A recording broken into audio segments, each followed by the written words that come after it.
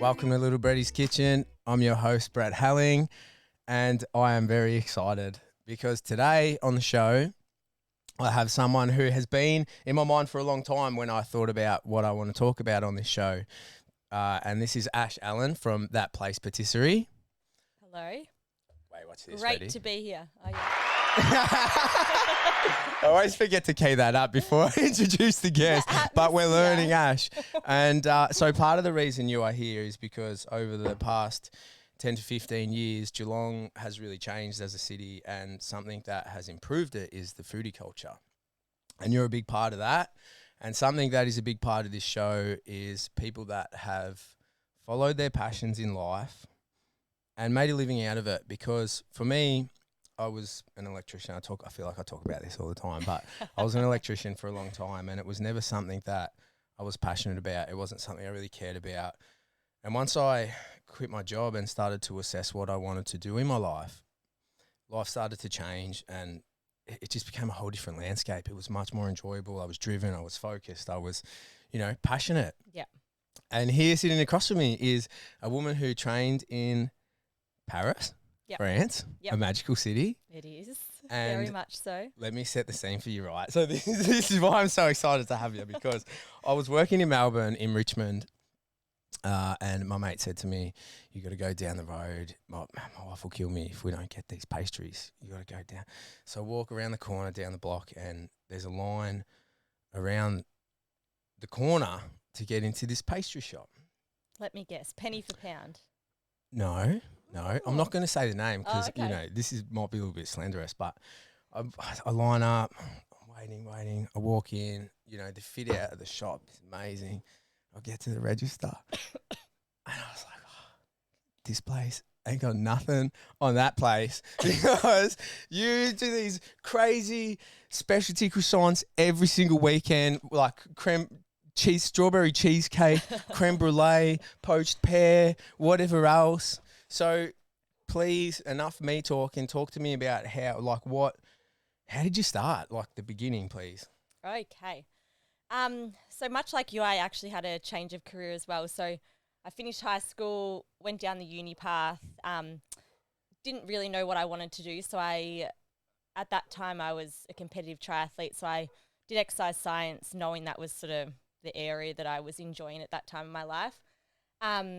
Which I loved. Best 3 years of my life, studying exercise science. The course was amazing. I started a really good career, had a really good job, and then decided to quit it all and move to France to study pastry. That's a pretty big change, eh? Oh, God, I know. When I told, anyone that I was working with, they all just laughed at me. Or, how old were you when you... So I must have been 21 when that happened. Cool. So I'd always had in the back of my head, I've been a foodie forever. Mum and I especially would just cafe hop all the time.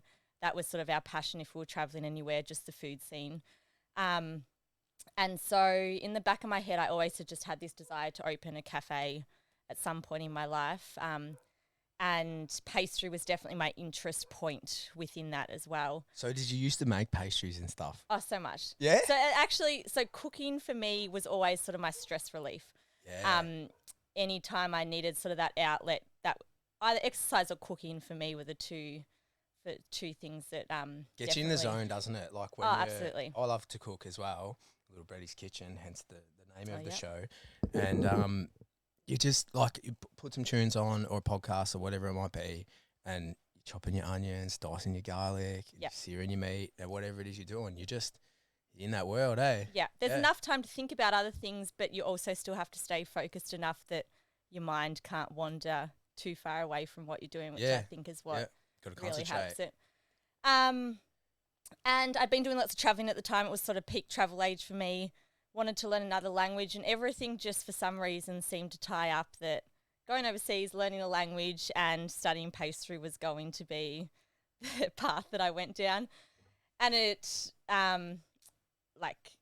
all my savings that I had completely gone by the end of it. It was one of the most expensive adventures that I've ever been on, but amazing. I wouldn't... Sorry to interrupt. The door keeps slamming. See, but this is the beauty of it. We don't need to stop that. We don't need to... I hadn't even noticed. Okay. All right. take us back there. Yeah. Where was I? Paris.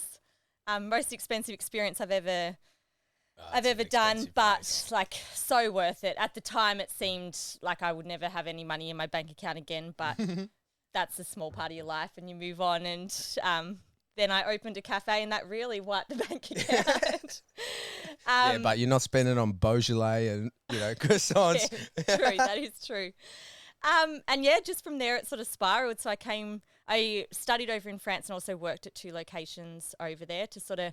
Yeah, so how did you get into, because I couldn't imagine you just jump on Seek and look for a job as a pastry chef in France. No, it was actually, thank goodness, it was sort of part of the course that I did. So it was an intensive pastry course where you studied intensive at the school for the first 6 months and then worked after that. So they helped line you up with locations to work at, which is amazing. Like, yes, I can speak a bit of French, but nowhere near well enough to have gone and applied for a job like you would elsewhere in the world. So, so what was it like?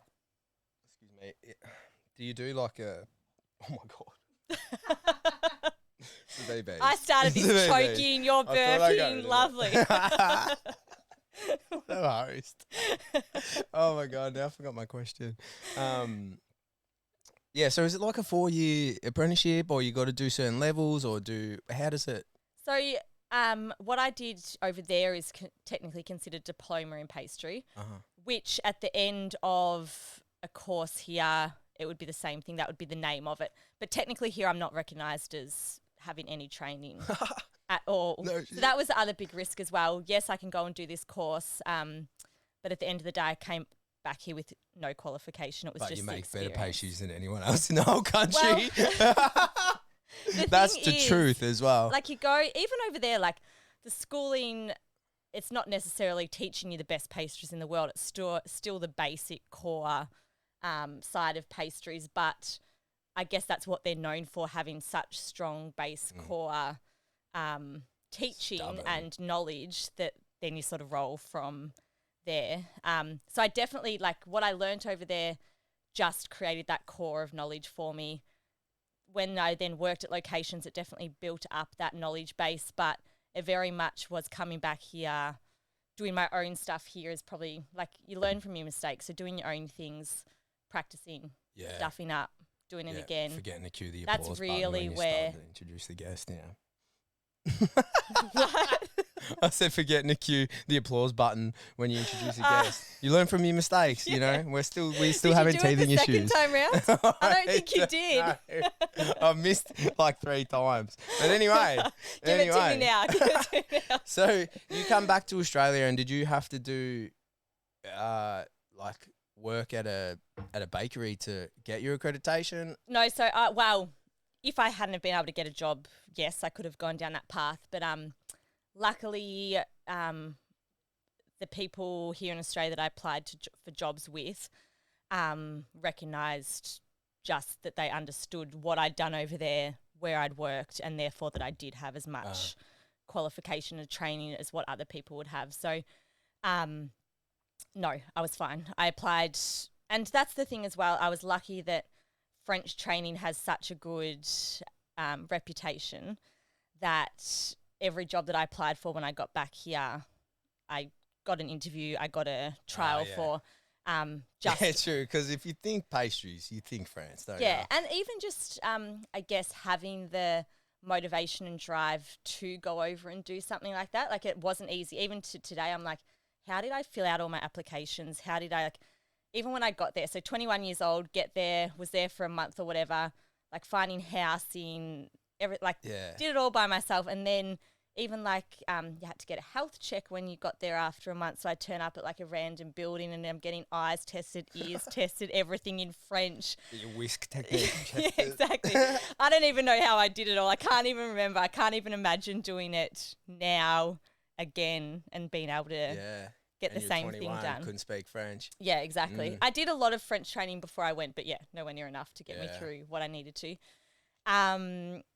So yeah, and I guess in the chefing world, like when I'm hiring people, that motivation and that passion is a big part of the job role. So being able to sort of emphasize that through the job application process, I think probably helped things. And I ended up, so I then worked at Tivoli Road, which is up in Melbourne. It was when so it was originally Mavita Bakery and then became Tivoli Road. So the owner, Michael James, who's pretty well known in the pastry baking world. Okay, so you come in here now, you name dropping. Yeah. Paris wasn't enough. Here we go. I'm just trying to explain what I mean. No, I'm just he actually, though, when I started working for him, probably wasn't as well known. It's more since he had Tivoli Road for a few years. Yeah. And so I didn't actually really know him that well and had applied for a few different sort of more high-end patisseries in Melbourne and got a few offers there, but also with him as well. And he was very much more like the rustic sourdough bread pastries. It's all about sort of very, like they're more simple, seasonal based rather than elaborate mousses and gels and whatever. And I decided to go down that path with him instead of the more refined pastry. And even just making that move has like changed my path as to where my career ended up. Like that's definitely more my style of cooking. But if I hadn't have taken that job and taken one of the more high-end pastry jobs, I probably would have started doing more things like that, which now I think doesn't interest me. But who knows where I would have ended up if I had have done that. So I was very lucky just to have gone down even that path. But that's the thing. When you start following what you're interested in life, the path just kind of happens. Yeah. And it's not the easiest thing to do. You were 21. I was 30. Yeah. Until I had any idea what the hell I was doing in life. Yeah. But once you start taking those steps towards, I'm passionate about this. So what I started to think about was, what do I like? What am I good at? And what can I make a living off? Yeah. Because it's no good just doing what I like and what I'm good at unless I can actually live off it. And that doesn't mean I need to make a lot of money, but as long as I enjoy what I'm doing and I'm living a happy life. It's interesting because I do see that a lot, even just with people coming in and applying for jobs with me. I feel like people these days, it's almost a bit of a negative that we're looking always for what we love and what we're passionate about, but we do have to still remember that you do need to make a living from it because there's only so much travel you can do, which we all love traveling. That's all what we would ideally want to do. You need the money. Mortgage doesn't travel though. That's the thing. It doesn't really work like that. But yes, definitely to enjoy the day in, day out. Yeah. The passion. And it's important about the people you're surrounded by as well, because what I've also found is it kind of doesn't matter what job you're doing, but if you're around good people, that makes all the difference. Yeah. You have the luxury of choosing who you work with. Yeah, yes. I guess to a certain extent, yeah. Well, it's not even that. It's more you become the boss. And that's very different too. That's been hard to adapt to because it was about being like friends with who you work with and you become their fun side of the day and they become your fun side of the day. And I definitely still have that with my staff members, but at the end of your day, you're still their boss. Yeah. And that makes a difference. There's always a bit of a wall up, which you wouldn't have with an employee on the same level as you. Yeah, that's true. So it is nice in a way, but at the same time, you're still the boss. Is there any, you don't have to name names, but is there any staff members that give you a little bit of a niggle, like the ones that call in sick on a Monday morning or that sort of thing? Anyone that calls in sick, they know it. I tell them. Bloody small business, don't call in sick.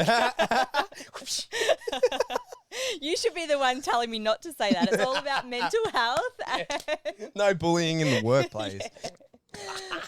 Oh, wow. Bloody COVID and sick days.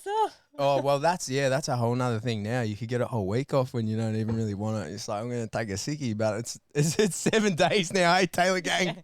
Taylor Gang works for the Victorian government, so she's pretty happy. You get all the, look at her cheering. You probably got a new package that was like COVID package or something, was it, to have days off if you... We got an extra 20 days. Hey, work the cameras, Taylor. Shit.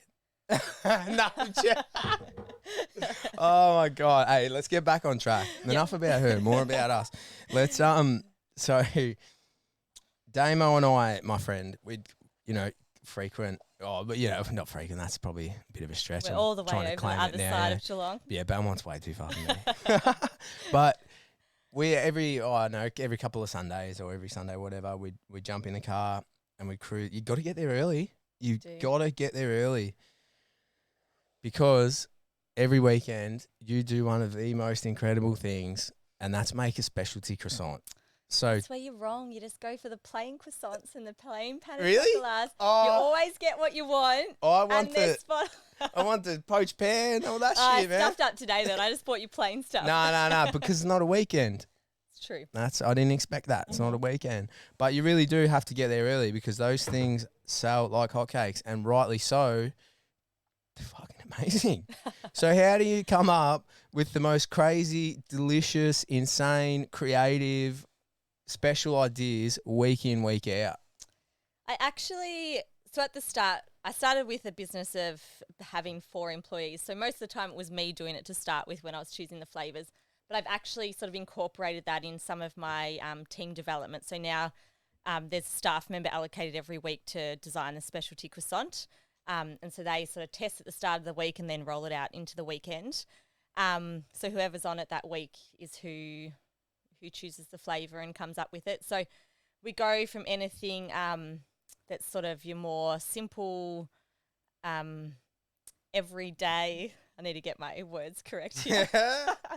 We sometimes call it the bogan flavours. The bogan flavours sell really well. It's okay. You there's no cancel culture around bogan. We're allowed to say bogans. Bogans are fucking bogans. They'll always be bogans. Every Cadbury chocolate flavour, if you do that in a croissant, will sell out the door in a Yeah, second. but hey, Cadbury's pretty delicious. That's true, I must Yeah, say. hit me with some of that Black Forest. Have you made a Black Forest croissant? No, we haven't actually. Yes, we have. Sorry. That's it. No, I've got I it. lied. That was a couple of no. weeks ago. I was thinking like Cadbury block of chocolate, Black Forest. We haven't done that specifically. Yeah. There was no jelly. But Black lollies. Forest isn't a Cadbury flavour. It's a Yeah, we did Black Forest 2 weeks ago. That was the popular one. 2 weeks. Shit. Yeah, That's why it's fresh in my mind. Probably. There is Black Forest, like a proper cake on this weekend, cake wise.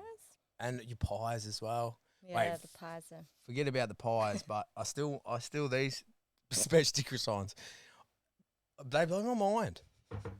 How did the idea? So something that I had Dom come in here and have a chat, and something I noticed that was similar between him and I was when I come up with the idea for this show and it became a passion. Every time I'd have an idea, it would go in the note section of my phone, however basic or crazy or whatever the idea was, it went down. And Dom started doing the same thing. He became kind of obsessed with. By the way, Folklore, major sponsor. Dom runs a Folklore restaurant. That's a Vietnamese street food. So he started writing down recipes or names for the restaurant, locations, whatever it was. Bang, bang, bang, bang, bang. How did you come up with specialty croissants? Like what? Exactly the same. So my note section in my phone. Yeah. I knew it.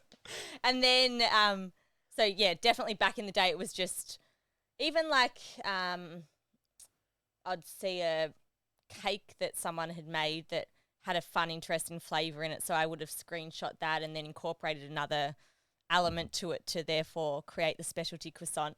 So there's that side of it. But yes, just heaps of notes as soon as I think of some friends. Friends are always like, oh, you should do this for the specialty croissant. And then we sort of roll with that. The coattails, yeah. Like I just did with the Black Forest. Yeah, exactly. But you're too late. Most of them are done now. If you can think of one But for that's us, what I if you mean. think of Like one week today. in, week out. And how long you been open for now?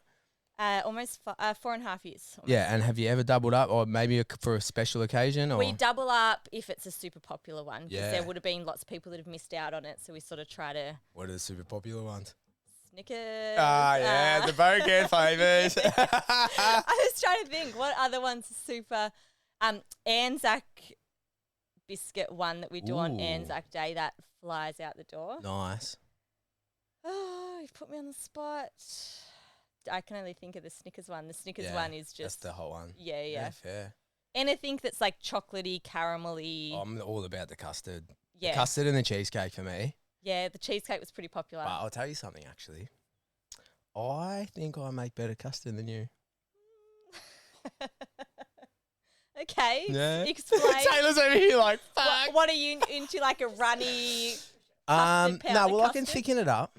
No. Okay. Do you want to hear my recipe? Yeah. 8 egg yolks. Mhm. I do like 4 tablespoons of sugar because I don't like it too sweet. Mhm. Vanilla bean, milk and cream. That's it. Nice. It's all about balancing the sugar and the yolk and the cream ratios. And no flour, that's good.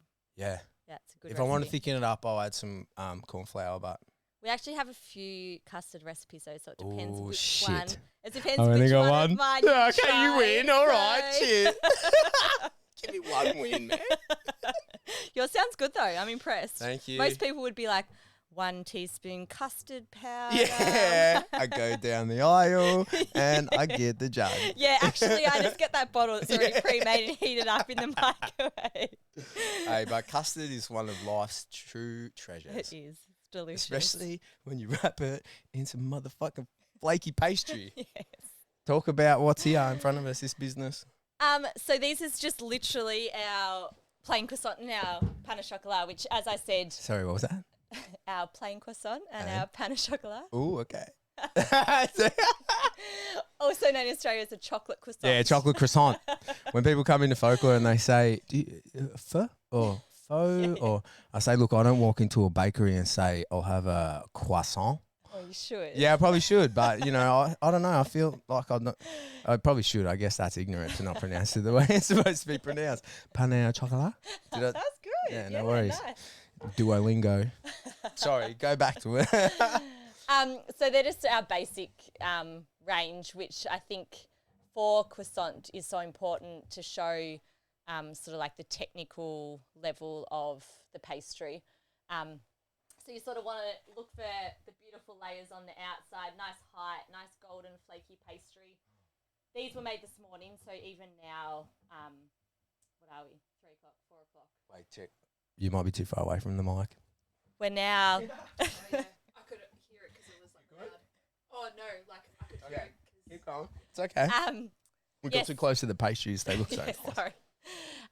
Yeah, so now 3 o'clock, 4 o'clock in the afternoon, so they're sort of baked 8 or 10 hours ago, which for pastries like croissant, that is, like, I would now consider them stale. So they still look good, but in terms of eating, Yeah. they're more like optimal is sort of a junk. couple of hours So after you come the around here, oven. you bring the junk. No, this is about as fresh as you're going to get at this Yeah, time. okay. Babe, beggars can't be choosers. That's Exactly. one thing well, I learned there's in life. most people in Australia. Here I am sitting in my shed with some, With your some of the TV. world's best croissants in front of me. I'm complaining. But some places, like, lots of people wouldn't even know what a fresh croissant is, because if you're getting wholesale croissants from a supplier Yeah. out of Melbourne, by the time it gets down here, it's already 12 hours, even sometimes 24 hours Yeah. behind and stale anyway. So definitely for a good croissant, super duper fresh. Well, like I said earlier, how I introduced this was we're lucky with our foodie culture in Geelong. So you are the best, but you're not the only patisserie in Geelong, are you? No, we've got a few now. Yeah, and we can get fresh pastries. You can. So when I said to you about the specialty croissants, and you're like, no, you got to come in, get the original stuff. Yeah. What are you supposed to do with a croissant? Because I'm a very white Aussie boy, so I grew up with knot rolls and white bread. None of this crab look and shit. Oh, we all did. Like, yeah, I didn't have a croissant Yeah, growing up. My yeah. mum still won't eat my croissants. She doesn't like croissants. Apparently. really. That's Still, so wor- good, just still sticking to her working on guns. it. It's like, it's not a Baker's Delight one, Mum. So She likes them soft and chewy. Yeah. she probably prefers a Baker's Delight one. Yeah. You're just meant to eat it. Obviously, but Yeah. are they supposed to be Coffee. cut open and spreads in, or No, just like nah, that. just straight in? Yep, straight in. Yeah. And do you bite the middle or the pointy end first? I'm actually a pain au chocolat girl myself. Ooh. I'm a coffee and pain au chocolat every Okay. morning for breakfast. Yum. European breakfast. So you I always don't eat breakfast. You always though. go the layer side first. Oh, see, this is just like the not too much for breakfast, but enough to get you going. True. Yeah, enough butter. But if you don't have one at your doorstep every day, then Hey, and if you don't know how to make them better than anyone else in the business, because my version probably would be like it's maybe. not even worth trying at home. It's too complicated. Yeah. Do you need special ovens and shit? Yeah, but it's also like having the butter the right temperature Oh. and just having the tools. See, this is the thing about baking. It's like a chemistry experiment. Yeah. I can cook, no worries. If you sear the meat a little bit too much, that's crunchy. Yeah. If it's slightly undercooked, doesn't matter. Yeah. But you got to have this right, eh? Yeah, absolutely. It's I would almost say probably one of my flaws is that I'm a bit of a savoury style pastry chef. So Oh.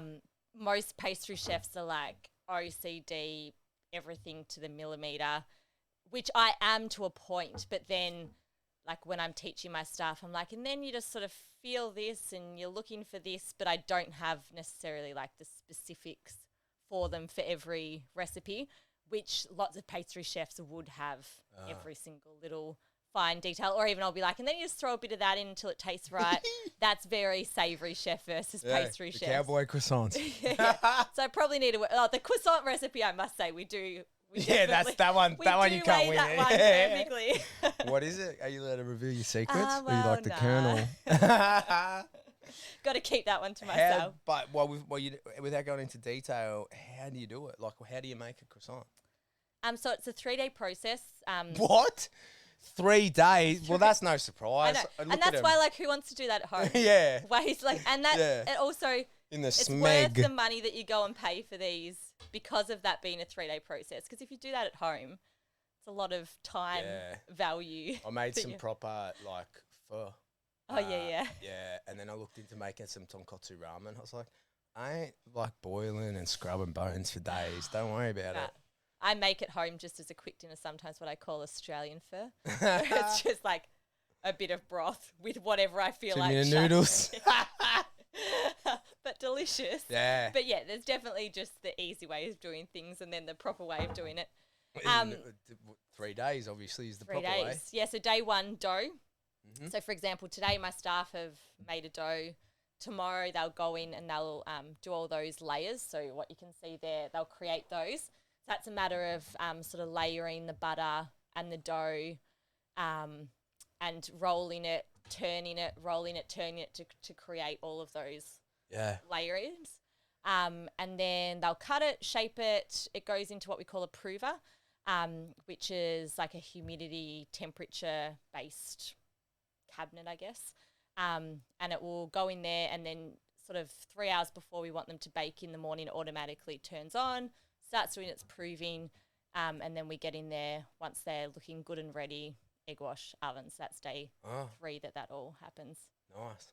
Yeah. Needs lots of rest time to relax all the dough and the layers. What's in the dough?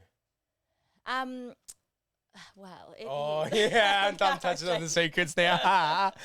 It basically is just sort of, it's almost like a bread dough with a little bit of sugar in it and a milk component and then a yeast component as well, which some bread has yeast as well. There are some people that will put egg in their croissant dough. We don't. Hey, don't give away too much of what you're doing. Don't put it in there, all right? Yeah. Mostly just So the flour. egg wash on top is what gives it the shiny look. Yeah. And the dough and the butter is the layers. Yeah. Mad. Which, creates a beautiful buttery flavour, but also creates the honeycomb texture on the inside. We've also got some side profiles. Da-da. I was saying to Brett before, these are what I would say is a bad day of croissant, and I'll explain why. That's what you're looking for. Can't see. Take it right up. Go on. Get up in there. Don't walk with the headphones. Where am I looking? Back a little bit. Tech, not my thing. Okay, so what are we looking for? So that's like the beautiful honeycomb texture. The bubbles and the layers. You'd want it a bit more like big honeycomb rather than the finer honeycomb. The joys of croissants, everything's different every day. So does different. ambient temperature really affect your baking? Yeah, absolutely. Yeah. So days like this when it's hot, Victoria would be the worst because it's all over the place. You're continually adapting. Like even the flour that we get in. She's so happy. Changes so much. Taylor said to me last night, can you ask her if she can bring some croissants? Sure. Sorry. No.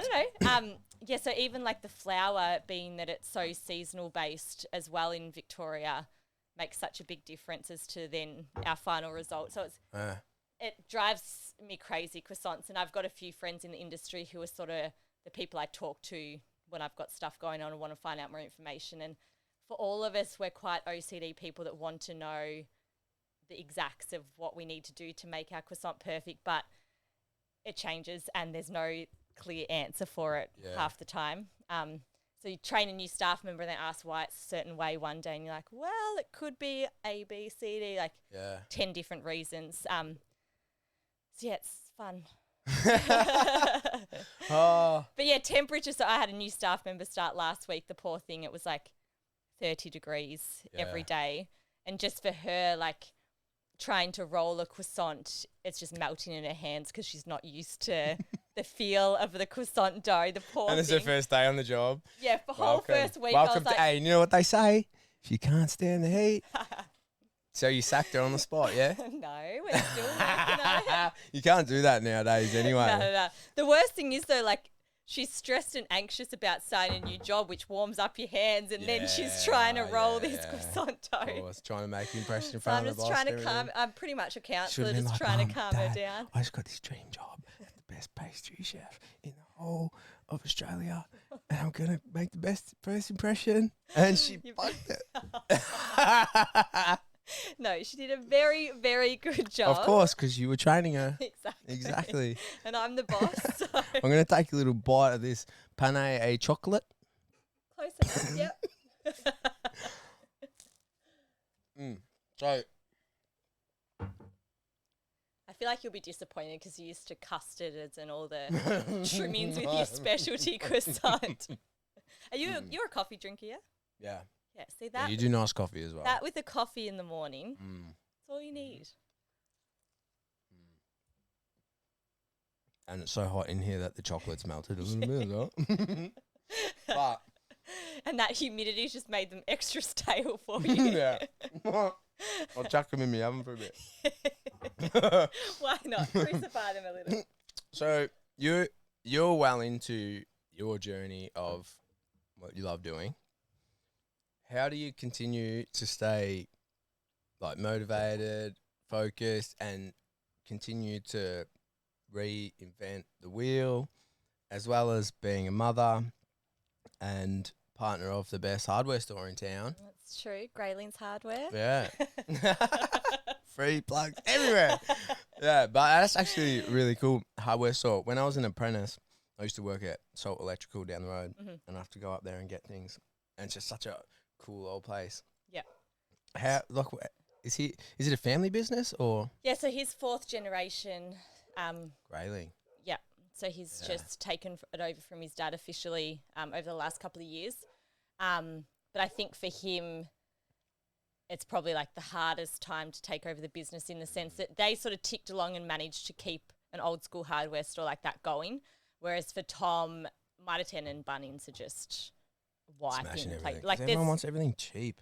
No one even knows. You don't get Swedish handmade axes from Bunnings. Exactly. Do Well, ya? so that's what Tom's doing now. He's sort of transforming it into a high-end hardware store to be a different market. He'll still have the stuff that the hardware stores have, but sort of creating something new and different from it, which is Such a cool shop. I love driving past, looking in the window. Yeah. Good display. Yeah. I've got a thing for handmade things. I used to have I bought me and a friend two like handmade Damascus steel deer antler handle like sort of hunting knives.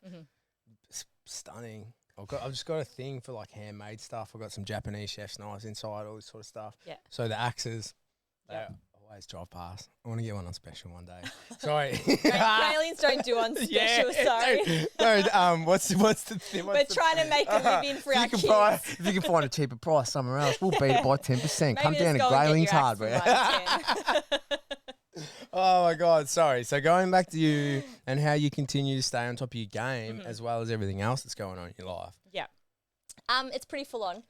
I definitely one aspect that I feel does not get as much attention as what I would want it to is the creative side that I love. You get so caught up in, I've got 18 staff members now, so it's pretty much a full-time HR job as well as trying to get in there and get 18 staff members. Yeah, I know. Do they all get along?